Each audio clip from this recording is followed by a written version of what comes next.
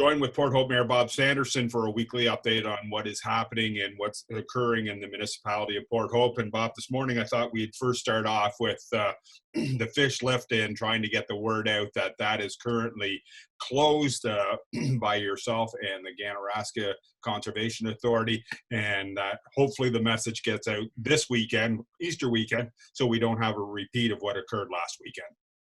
Yep, you probably know or maybe heard. We had people conglomerating, particularly around the fish ladder. Now, these aren't fishing people particularly; they are sometimes tourists.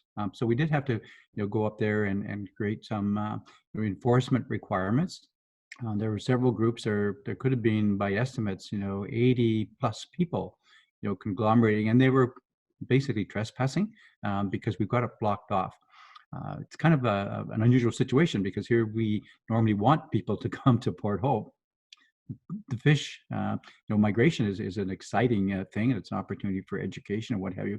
So here, for the first time, I think we're telling people, we like them to stay away. So that's a bit of a challenge, and we understand, that people, are kind of maybe bored now, and they think that if they leave their area and come to another area, that it's going to be remote. But the rules are very clear. People cannot, conglomerate. They cannot get together, and I think the provincial government has done a good job of giving us the ability, to enforce that locally, and that's something we've also talked about with our MPP David Piccini. Are you taking a zero tolerance with people that are visiting the fish lift, Bob? Well, not a zero tolerance, because that would mean we're fining everybody who comes along. I think it's a kind of an educational perspective first. We gave out, I think, several tickets though for people who resisted it. And that's where we'd like to go. So we're patrolling heavily, trying to get people to move on quickly so they don't, conglomerate, get together too much. We're also, some of these are organized tours. So we're certainly talking to the organizers, to say, listen, I'm sorry, but, this is off limits.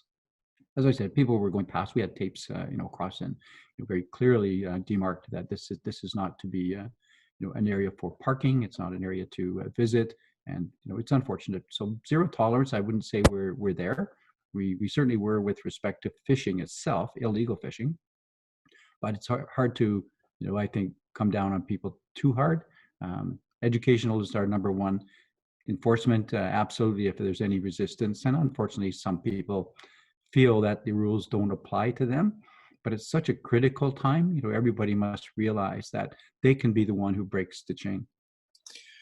Sticking with fishing, Bob, and obviously there is fishing still allowed to the south of the rail tracks in downtown Port Hope.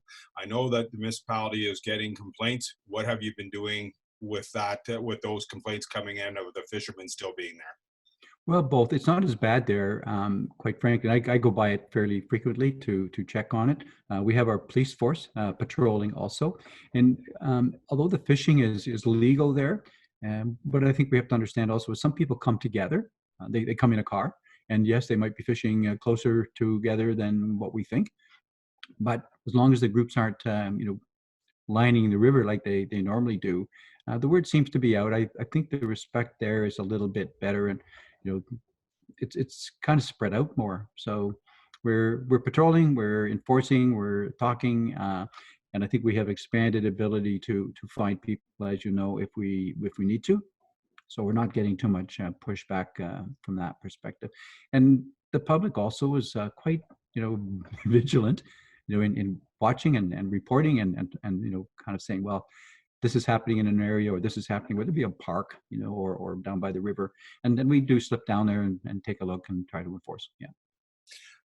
Leads me into my next question, Bob. How are the, obviously you've been in talks with the police chief, Brian Woods, on daily basis, I am sure. What are they hearing, and are they getting calls there about, I guess, maybe the rat line or the cheat line, or calling on your neighbor, or being vigilant in the community? We're not getting too many, issues with that, with respect to that. The police are obviously out in the community and seen. I think the message is very clear. So there's not anybody out there who says, "Oh, gee, I didn't know." So I think the communications have been really strong. And I watch people as well, and you see them, stop on the street or go around each other. I hope we don't go forward with, an element of fear forever. But right now, I think those rules are, very important. And the minimum people, in my opinion, should stay apart is 6 feet. I would prefer, 9 to 12, or something a little bit better than that. And I also want to, compliment some of our businesses, the essential businesses, because there are people who are working and probably in uncomfortable, situations in the essential service area. And I'm not talking necessarily about the frontline workers. These are people who, this is their job. Our public works is open. Our administration is open. Council is working all the time. We're just doing it remotely. So, Bob, you followed the direction of the province last week by closing all parks and such within the municipality. How's that going so far? And what's the message there to the people, especially this being the Easter weekend and hopefully making some nice weather?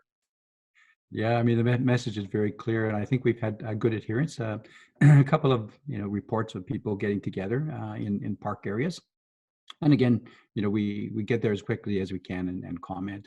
We're not getting a lot of pushback, but occasionally, and I think also, our residents are kind of very aware in Northumberland generally. Our incidence is low. We don't have any deaths. We don't have any hospitalization. Our long-term care facilities are good. So I think we want to keep it that way. And I think every citizen, honestly is looking forward to, saying, listen, we have to follow the rules. We don't want this to break out in Port Hope or Northumberland. Anything else you'd like to add this morning, Bob? Well, not particularly, but I just want to, emphasize that we recognize how difficult it is for people, and this is a longer term affair. So there's lots of things that people can do to, help the entire community. But you're not only looking after yourself when you follow the rules, you're looking after everybody else. It's extremely hard, I think, for grandparents and sometimes, siblings not to get together.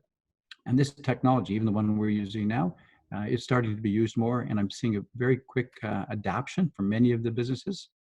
So bear with it. We are here and we'll keep you updated. I'd also like to reiterate that our council is in constant discussions. We have daily, conference calls with all our administration.